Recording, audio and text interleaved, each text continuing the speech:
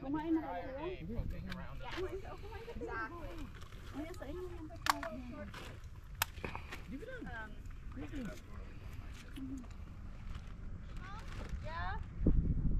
di ba nakita ang jellyfish? May video ako.